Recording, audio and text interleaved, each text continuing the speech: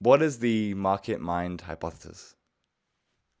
In simple, popular terms, the market mind hypothesis attempts to formalize what investors have always casually referred to as the mind of the market or the market's mind. And I have numerous references to that in my book. One of them, for example, is the bestseller by George Soros, The Alchemy of Finance, which he subtitles as Reading the Mind of the Market. But there are many more references. In more technical terms, the MMH submits that the market, consisting of conscious human minds, not only distributes their knowledge, but also manifests collective consciousness via something that we call the market mood. And it does that in, let's say, a 4E cognitive context, whereby our minds interact and connect via technologies. Think of Bloomberg terminals or Reuters terminals and so on, and many more technologies now, including, of course, AI. And then you get into this whole idea that perhaps the economic system, which, as we know, consists of the real physical economy of markets in goods and services, and the financial psychological economy consisting of markets and securities, that as a whole system consists of a collective mind body. That's my somewhat longer answer to your question. No, that's great. It's, we have, like, for example, famous economists like Friedrich Hayek. They talked about the fact that we are all connected, and there's implicit knowledge sort of being channeled towards different ends through technologies like prices, like money. And then in reading your book, I realized that Hayek actually wrote about consciousness. That was one of the first books he wrote about. And so, I knew he wrote some sort of more philosophical texts, but I didn't, realize that this was kind of at the forefront of his mind. It's a deep question. The fact that we all use money, and we can think, yeah, it's an object. It's now sort of bank transaction, but it's some simple thing that we use. But then if that impacts the prices of some goods and every other good, and through prices the information throughout the global economy in some small fashion is being channeled towards us, so with your hypothesis, is it something, let's think more deeply about what kind of thing the economy is, what is actually going on here? Would I be right in saying that? Yes, exactly. And half jokingly in my book, I say that if mainstream economics is the answer to some of the crises that we've seen, prominently, of course, the global financial crisis, which was not just systemic but existential, then we've been asking the wrong questions. And I try to in my book to ask some of these questions, which sometimes go pretty deep on ontology, epistemology. So ontology is about the nature and essence of things, and then epistemology is on what we know and how we know it. But Hayek is one of the sources for that, simply because he started off in cognitive science basically, and his very first paper, which was written in German, the title translates as Contributions to the Theory of the Development of Consciousness, and that eventually morphed in his cognitive masterpiece published in 1952 called The Sensory Order, and not many economists know about this. But there is also Frank Knight, right? Frank Knight is in my view one of the most brilliant economists since Adam Smith, and he is most famous for his seminal PhD dissertation on the distinction between risk and uncertainty.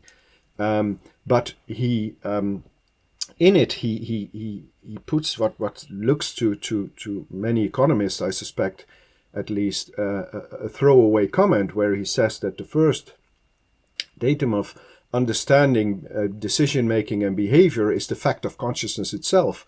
But it wasn't a throwaway comment, because later in 1925, so 4 years later after his dissertation, he published 2 papers in prominent economic journals, expanding on this idea of, or the fact that human agents are first and foremost conscious. And from that, in mainstream or neoclassical economics, rationality comes, and from that also in behavioral economics, biases and heuristics come.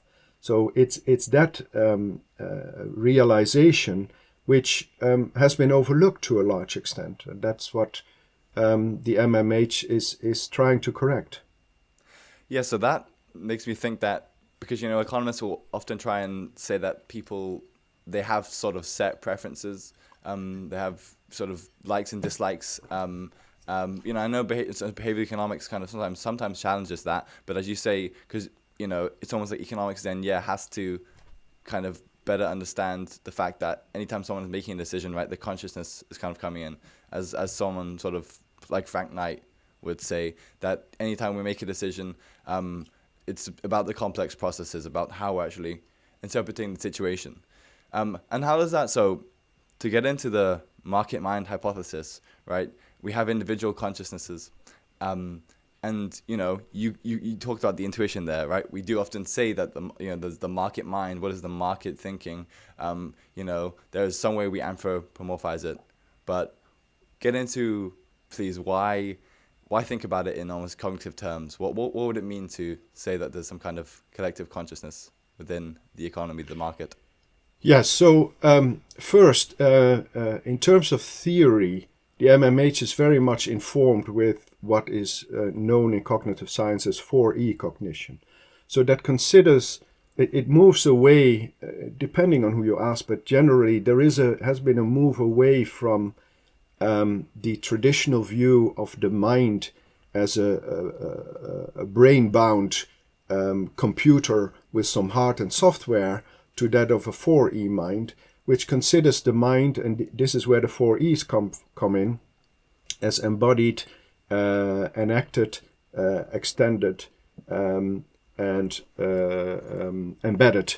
And particularly the extended part of this concept of 4E cognition is where the market mind is mostly relying on. What I already mentioned, where minds get connected via technologies, and then there are, for example, narratives, right? Whether you take Deirdre McCloskey's original work on the rhetoric of economics, or you then build on Robert Schiller's thinking of narrative, where the stories then start to kind of fill in this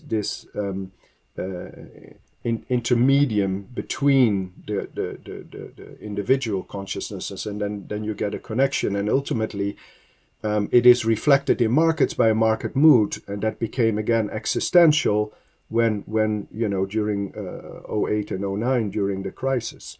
But the important, there are many implications for this. First, of course, it completely challenges the current mechanical worldview of mainstream economics, which, and I have various quotes, but one of them is the notorious one by Bob Lucas, right, one of the founders of New Classical Economics, where he says economics is something that you can put on a computer and run. And this is what he means by mechanics, where you study the robots, he literally says. So that mechanical view is not only perceiving, but also treating the economy as machine, the market as automaton, and the agents as robots. And versus other disciplines who kind of keep a distance from the subject that they study. As you know, economics is very much impacting on society by way of policies, regulations, strategies, including investment strategy. Think of passive investing, for example, and other practices that make it practical, that put it into work, into the and have real world consequences. So it means, for example, that if we accept that the economic system is a collective entity in which conscious humans are interacting, exchanging, then you get to the point, well, what if you do damage to that system, right? You get to what I write in the book about not only recognizing what is called iatrogenesis, so certain practices and therapies and whatever, think of monetary policies that do more harm than curing problems. But also economics, basically, that's my argument, needs to have its own Hippocratic oath, which would then translate as first, do no harm to the economic system. So there are massive implications of going along this way. And, Yeah, thank you. Well, let me see if I understand this. So, in 4E cognitive science, we see how we're extended with, for example, you said technologies like our smartphones and clothing, and there's just so much, and so we can't limit cognition to say, yeah, just the brain. And then you also bring up things like narratives, these kind of psychotechnologies that we can describe our lives and have collective stories, and then that changes the way we think about the world. And so we can appreciate that, but then why not sort of take that, sort of naturally to where it leads to, which is that we are also connected beyond that to transactions in money and the goods we buy. And so Yep. on a collective level, you couldn't really stop just at the technologies that we interact with on a local scale. And so the economy isn't just a dead mechanical thing, this complex thing. And it's interesting there, because then you said it's also important to really understand it like this, because being technological, 4E cognitive agents, that impacts us as well, right? It's our cognition, actually. It's ours individually. And so it's a collective, it's a back and forth between that and the economy. So, as you say, then there's implications for what we do with the economy, how we interact with it, how we should treat it. Yes, economics is not an innocent bystander as a theory. Again, it creates, informs, justifies practices, various practices. And therefore, if the worldview is flawed, then we get into the problems that we kind of have seen. There's still an economic predicament. Many people are struggling. You have inequality. What is known as an externality, like the environmental degradation and climate change. Well, to some extent, that's a consequence if you separate man from nature in your thinking, in your worldview. It also is very important for the whole discovery process in the economic system. And I called it society's discovery chain, where you can think of, starting, and it's reflexive, right? This is why Soros is so important, because Soros was the one, even if he didn't explain it perhaps academically properly, but the main thing that Soros was arguing implicitly is basically that the notorious cognitive science problem of the mind-body problem is extended into the economic system, and I explained that in the book. But more on a lower level, what Soros was saying is, look, supposedly according to the theory, the prices reflect the fundamentals, but actually there is a reflexive loop where the prices start to impact the fundamentals, and then that in turn impact prices again. So prices in a way are influencing prices, and that's how you can explain momentum, for example. And the GFC in particular again showed this dangerous tail wagging the dog. Now, coming back to discovery, so you start with, say, a scientist, right? And he does a scientific breakthrough.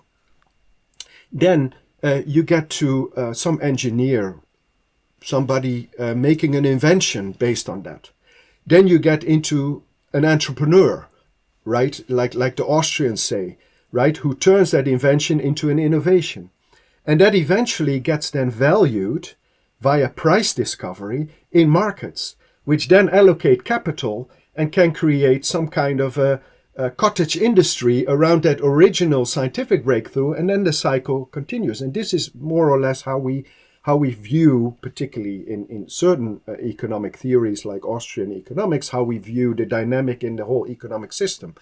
But the discovery part is very crucial, because this is where consciousness comes in, right? And the example I like to give is that first of all, discovery is unpredictable by definition, right?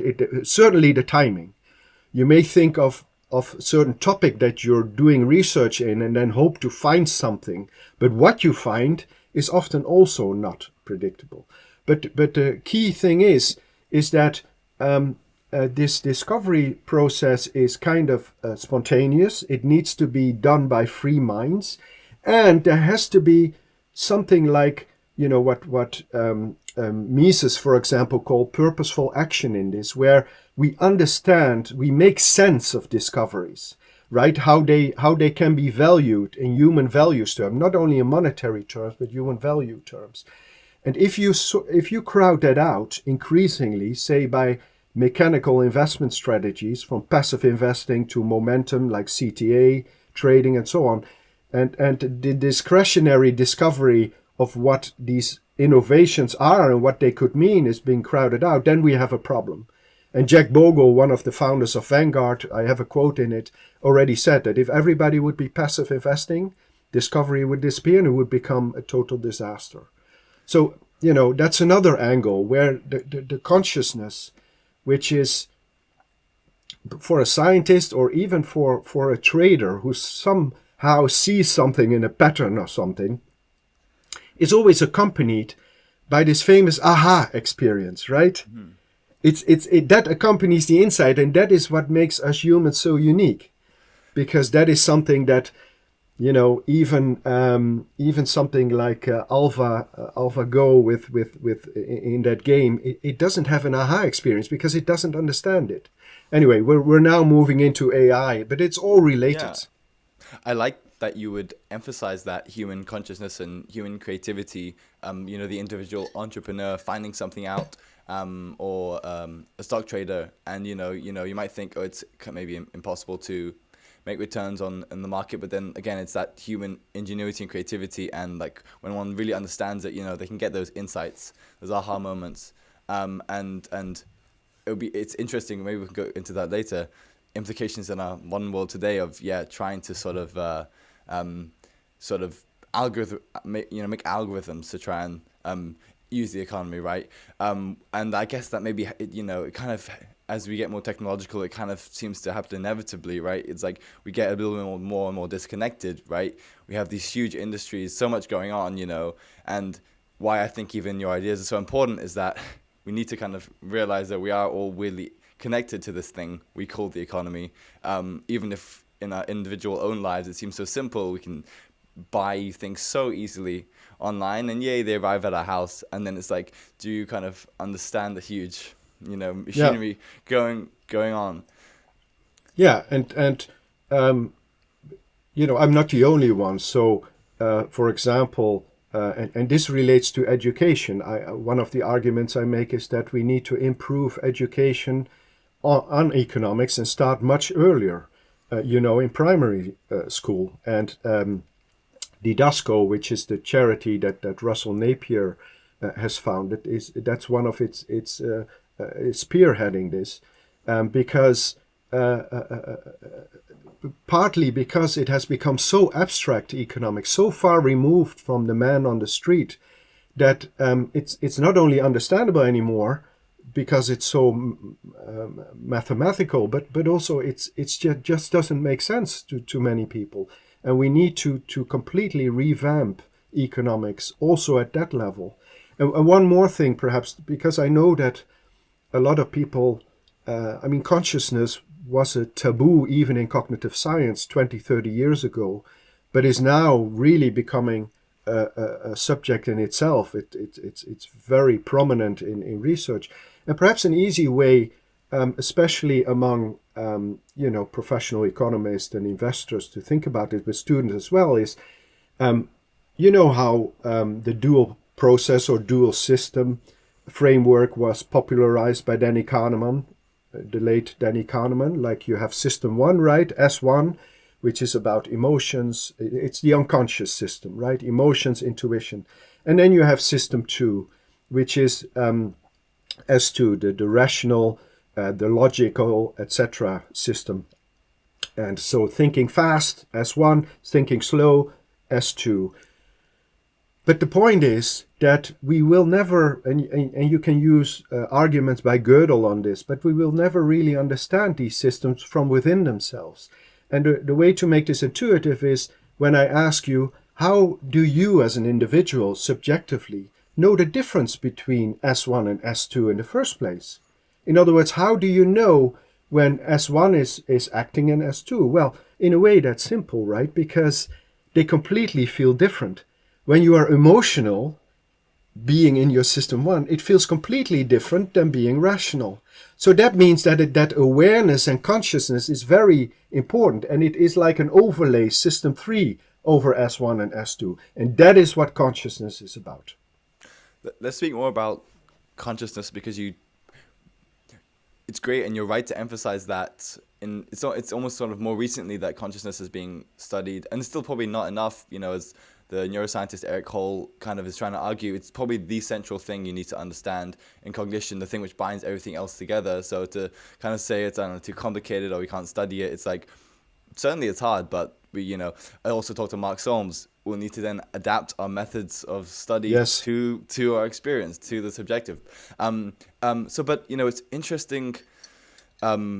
You state that there is a kind of consciousness in the economy, and I'm wondering, almost on a technical level, let's try and probe into what we mean by that, because we can kind of understand that on an individual level. We can say individuals are conscious, but what would it mean to say that something beyond that is conscious?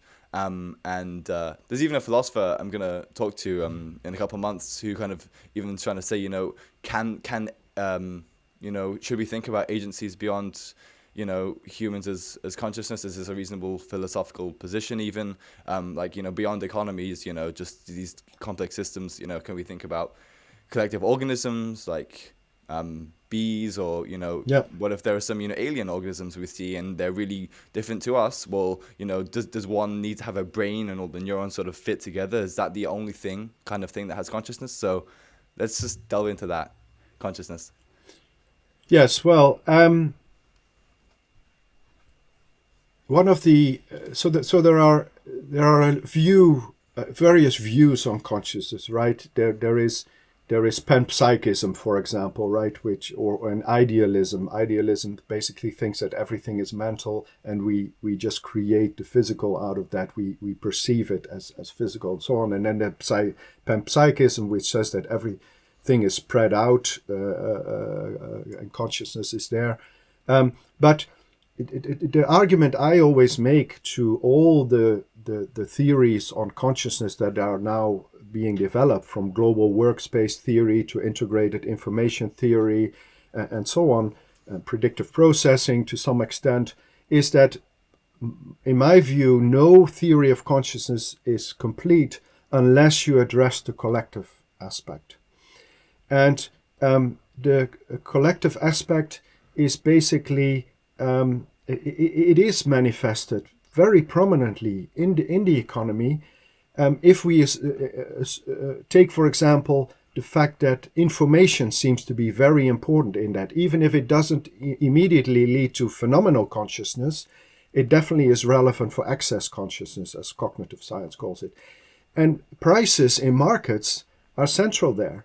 And prices are not, subjectively made. You cannot make a price and not me. It's between you and me. You sell, I buy, and we set the price then together. And that price then informs others, right? It has an informational value. So it's intersubjective. That's how I call it. And it is in fact intersubjective, felt that way. The price dynamics is intersubjectively felt in crowds. You mentioned bees, but we in markets we talk about crowds and herds, right? So that is again what for example happened in the GFC. The S&P 500 went to 666. That's not a joke. That is actually happened intraday, and there was this despair, this existential fear. And that was in the and that is where suddenly the phenomenal consciousness comes in, right? Because then it is not only quantitatively some number, but it is accompanied by this fear, this deep feeling that Damasio has written about, right? Antonio Damasio and so on. That is all part of consciousness. So in my view, markets are not only interesting from that perspective on the collective aspect of consciousness, but they have all this data available, which so far has been investigated from a mechanical worldview. Imagine that cognitive science suddenly think of it in the way that I describe it, and we have this intersubjective data, and it can be analyzed in echoing Mark Solms, and Gerd Gigerenzer has argued this too, right? We need new methods and new technologies and ways to investigate from his angle, of course, on evolutionary rationality, right? But generally, there are people who are saying this, and then with these new methods, we could investigate these prices in a totally different way and gain new insights along the lines of an economic system being a collective entity with a certain form of consciousness. One more comment on this.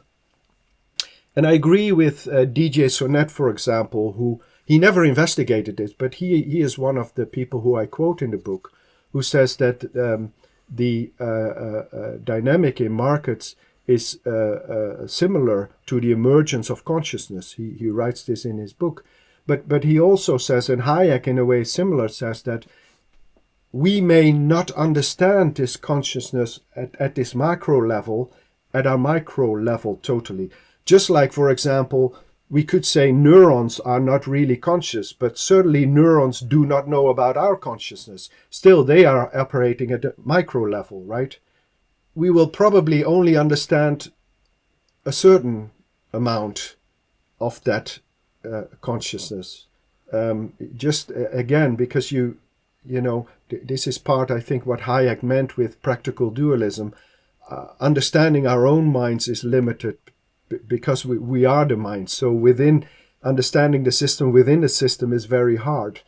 So I do think that to conclude that it is more rational to say that our consciousness doesn't stop when we operate and exchange in a collective setting, rather than say, no, it is cut off at the brain, at your skull, and that's where it ends. I mean, that to me doesn't make sense. I really like that you bring up that, when the stock market goes to like 666, and then it's, there's like a collective kind of fear, collective emotion, right? It's not really in one person, and it doesn't even matter whether you were a bull or a bear at that point, right? Everybody became a rabbit. It suddenly swamps. That mood swamps individual moods. Because you need to deal with that situation, whatever you individually think, and that kind of infects you, and then you can't say you're separate from that. Exactly. That thing. And so I think, and I just think that it's very helpful then to think about it in like a dynamical system kind of sense. It's there is something like an emotion going through it. It's interesting then. To what degree is there some thing actually feeling that? Some entity? It's weird because definitely can affect all the individuals within it, but you bring up something like a neuron, right? Assumedly, we kind of, even though we have such complex things going on in our brain, we have like one conscious entity, or at least it feels like that. There is like a unified sense to the consciousness. So then I'm just thinking on that high level, like in a market, is that entity like a thing, and like beyond anyone, like if we're the neurons in that thing, does that then have a certain new kind of, what it's like to be, to, use Nagel's term? Is there a felt sense, I guess, in that sense, and maybe it's unanswerable, but that's what I've been thinking about. Is there a kind of new consciousness there? I don't have the answer, but I do know that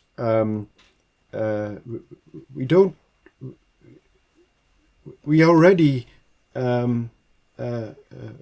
feel it in that we refer to it in a way, first of all, right? And you could say, well, that's just anthropomorphizing, but we call it Mr. Market, right? Benjamin Graham, the mentor of Warren Buffett, popularized it, and he meant it in the sense that this entity, Mr. Market, is schizophrenic. One day he wants to sell, the next day he wants to buy and all that, but it is more broader than that, and it's a nice metaphor.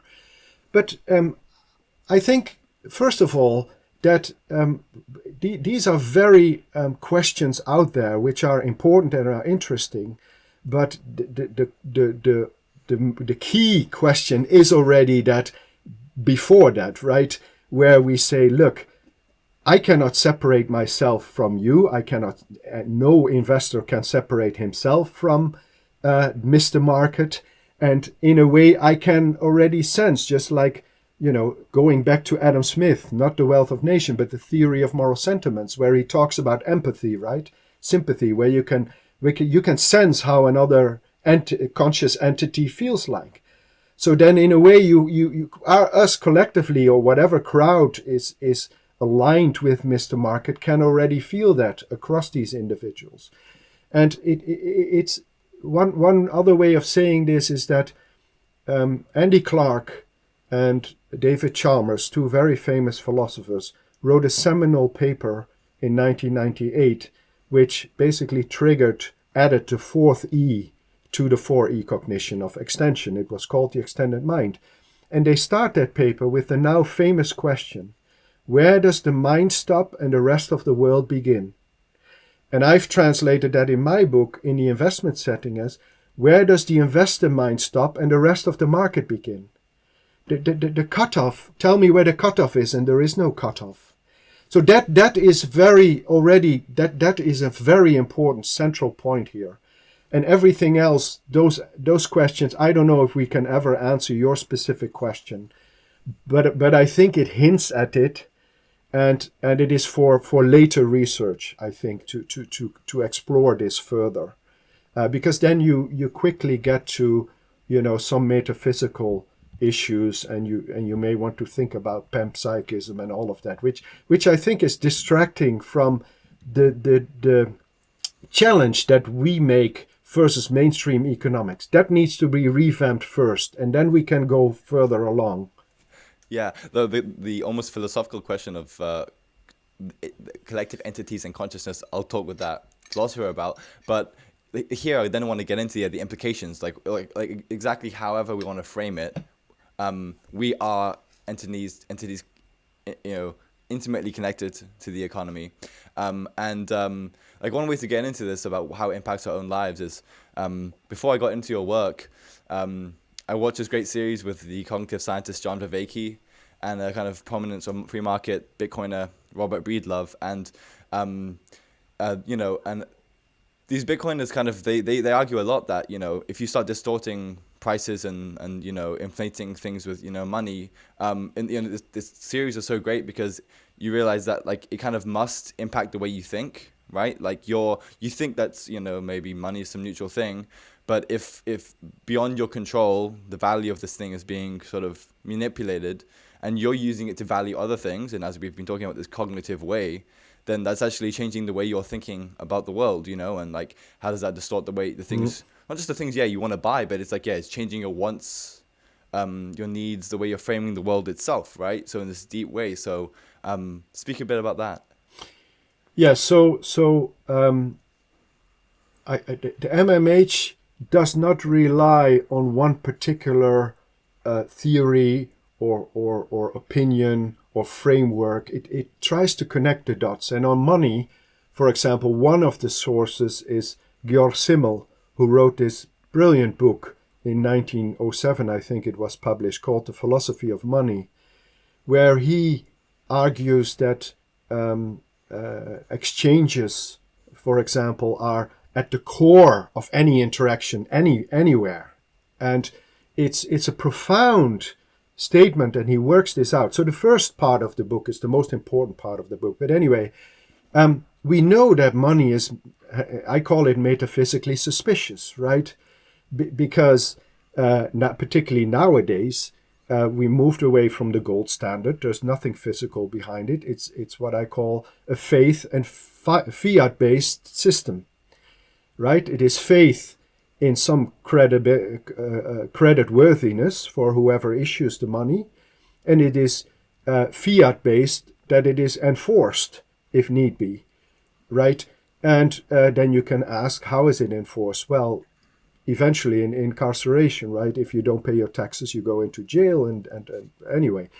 But think of it in more simpler terms. You have paper or some metal coins. The raw value of the material, is much lower than the value attached to it according to this fiat faith-based system. So that's where things get already kind of wobbly.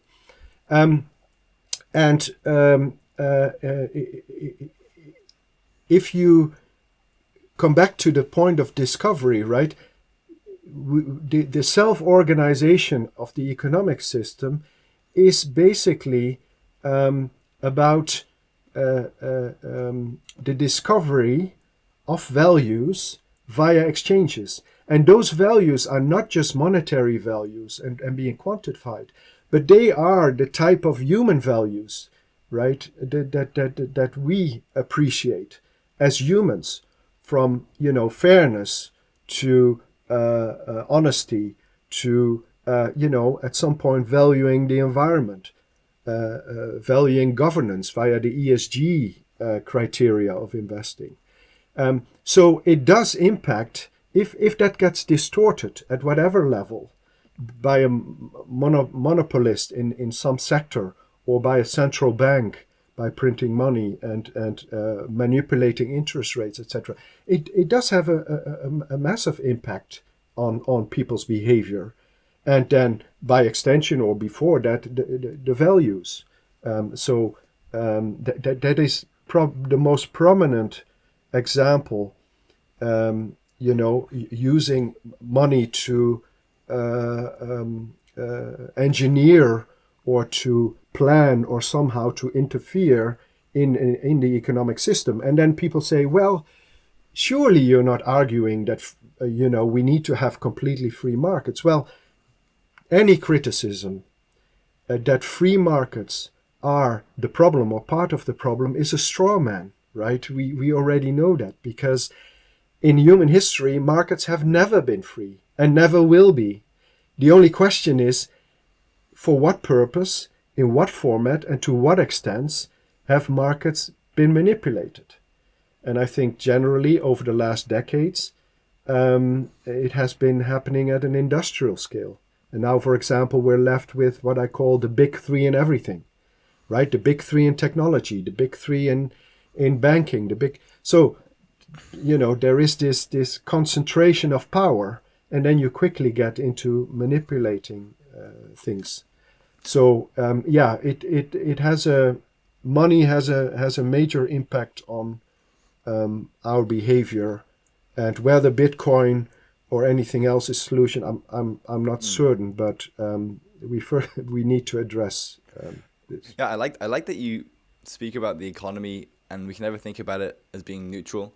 On my podcast, I've spoken to a couple of sort of economic historians thinking about the origins of markets. And for example, one, Carl Wendland, we talked about alchemy in the sort of 1600s, and you have like the Elizabethan court in the UK, and European courts in general were like, is there a way we can sort of fund things like wars, or or even we have found, but that's on the bad side. But on the good side, you have people like Francis Bacon, going, and he was very interested in alchemy. How can we sort of progress the world, right? God has like a plan, but can we try and almost speed that up, through a scientific inquiry rather than just sort of stating things philosophically. And deeply related to that is money, and you kind of have to first have a conception of wait, we can start, because in the Middle Ages you had a view of things are kind of static. There's this almost cyclical view of the world, so in some ways, and so to even think we're going to try and progress things, and so then in some ways economies and markets are unnatural, in that almost governments can kind of like create money to try and sort of it's very helpful to sort of create markets if you want to fund wars, because you need people to be selling their good. You can't just have people like having their farm stock. You need to sort of save things and then put them all to one end really quickly, right? So then you need debt and things like this. It's complicated, but you're kind of nodding along, and so it's yeah. No, I think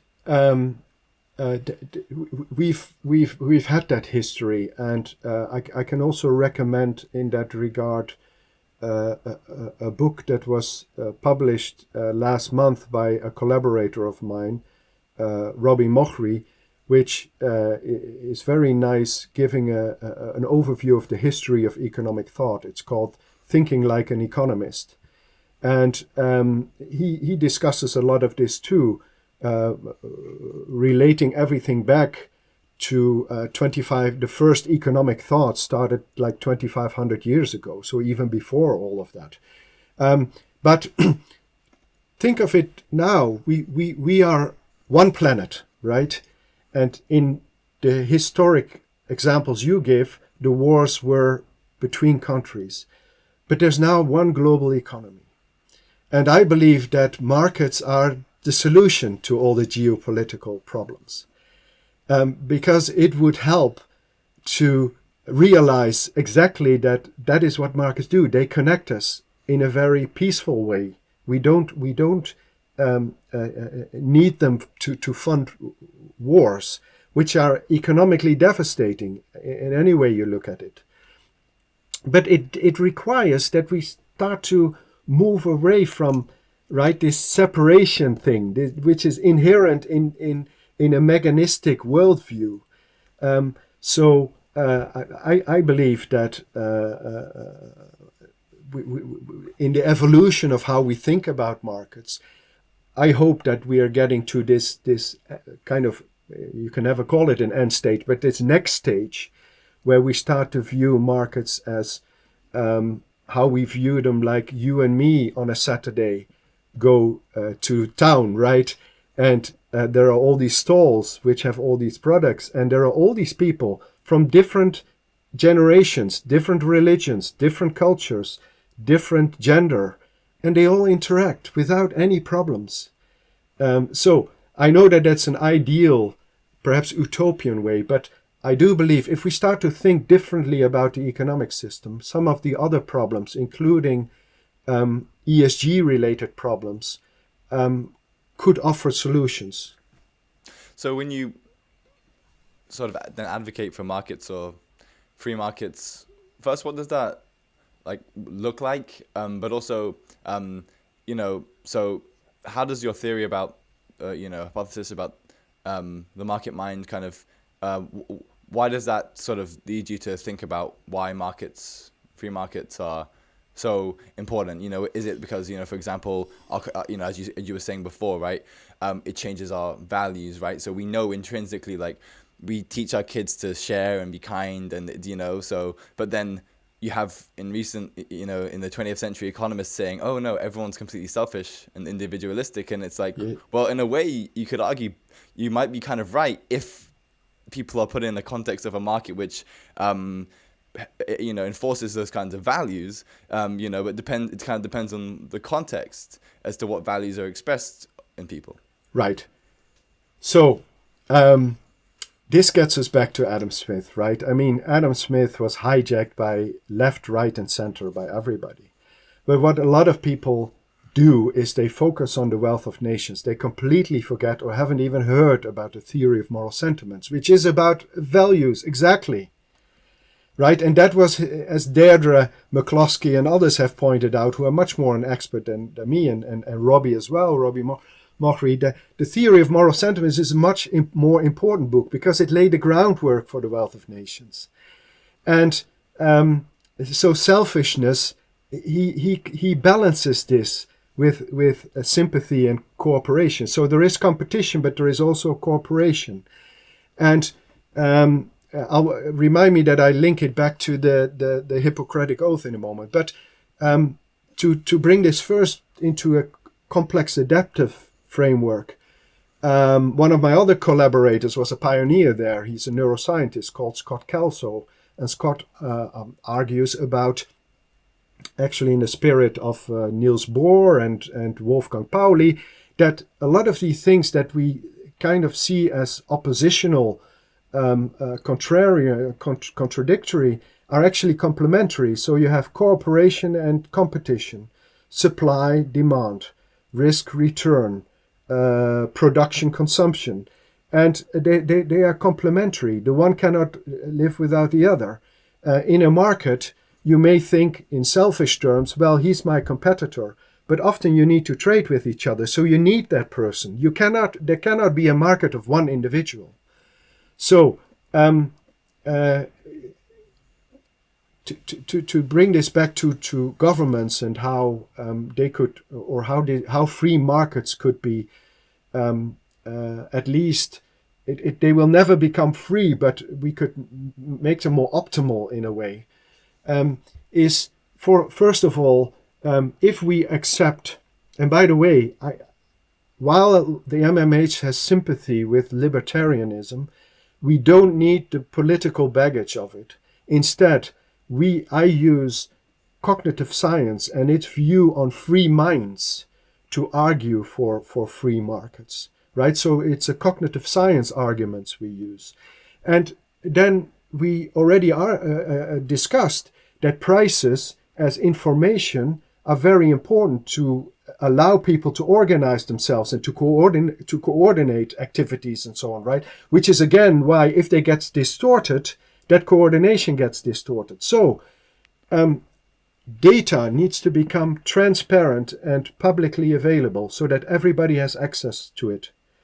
That would be a major role of any government, to make sure that anybody can investigate prices. Any transaction should be, even in private equity, etc. And yes, that is a challenge, of course. But people have vested interest, and many of the vested interest in the economic system are one of the barriers to improve the economic system, and we need to just overcome that. But that would be a major focus then of regulatory rules, a regulatory framework. And ultimately, again, it comes back to the main principle, which is this Hippocratic oath that we need to come up with, that we need to implement. First, do no harm to the economic system. And anybody who does do it, think of the proverbial, greedy bankers during the GFC who never got into prison, right? We got a completely wrong legal system around this. And then you can think of the antitrust rules, which are very outdated. But anyway, I discuss some of this in my book. It's too much detail, I think. When you speak about, because your focus here is on the economy, the market as a distributed cognition kind of system, and therefore, it's important how it's governed, because it changes us, and we change it in this collective way.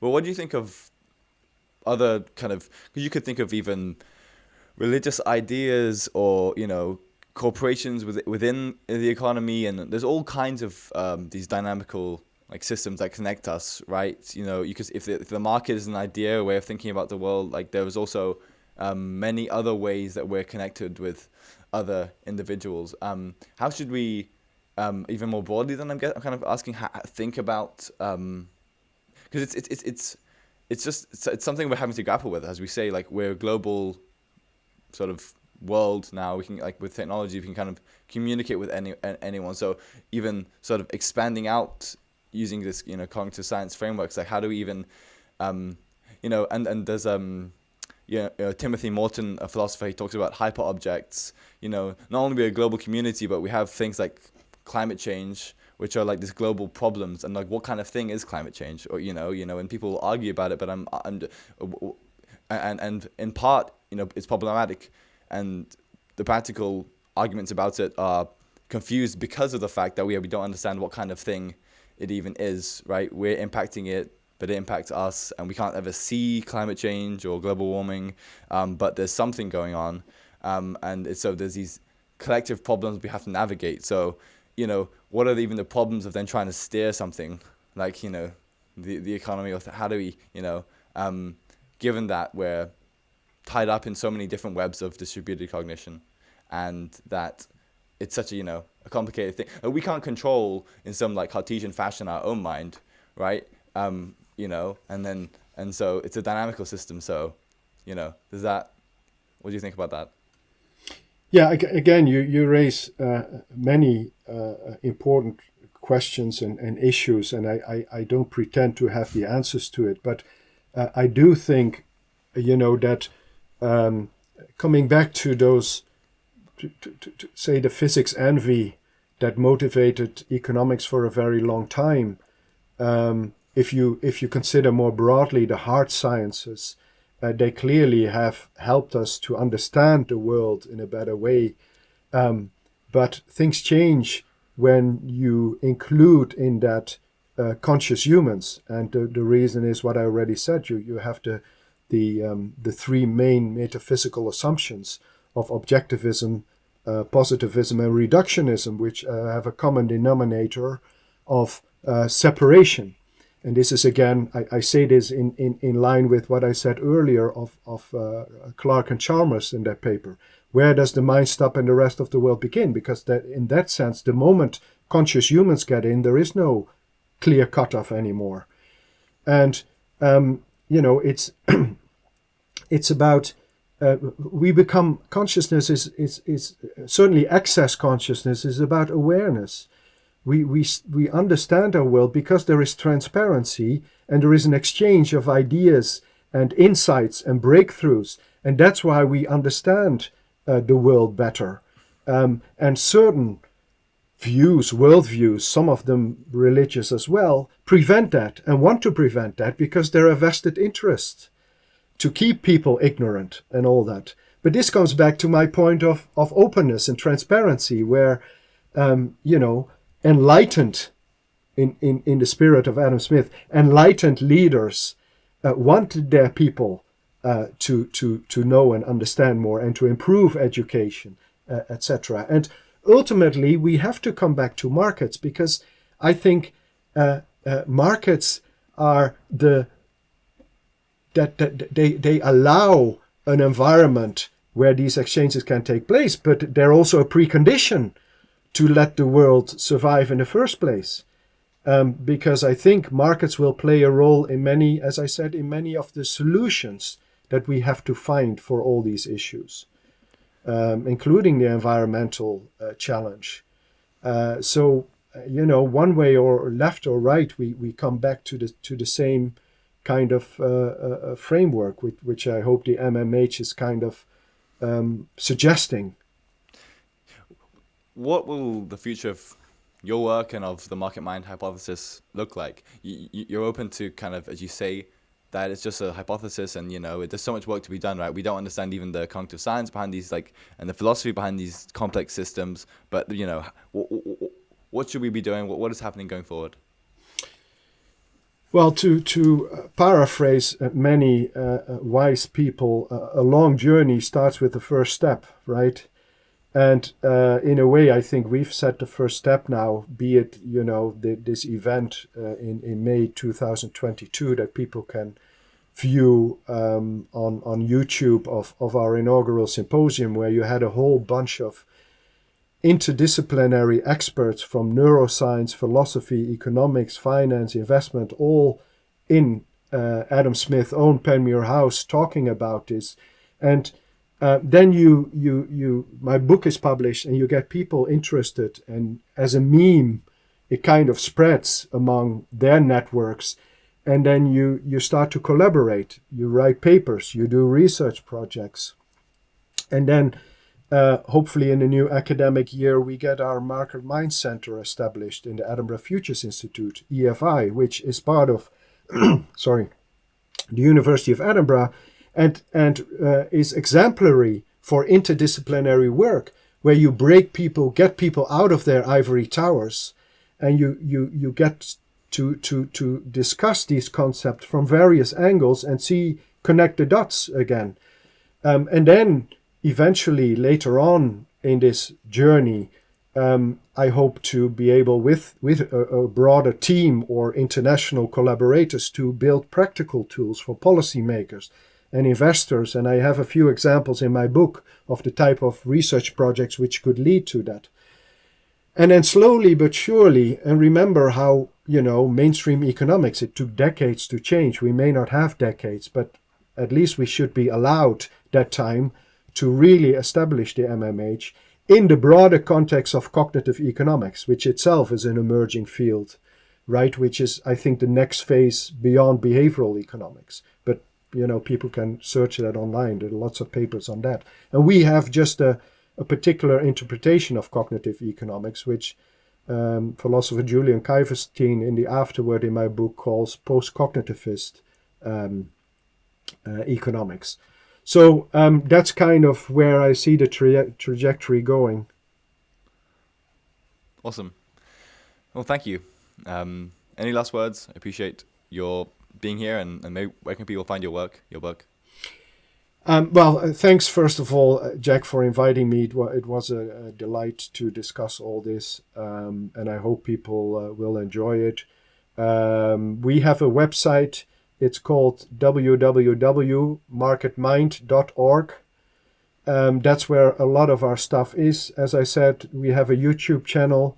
If people search under my name and the Market Mind Hypothesis on YouTube, they can find videos there.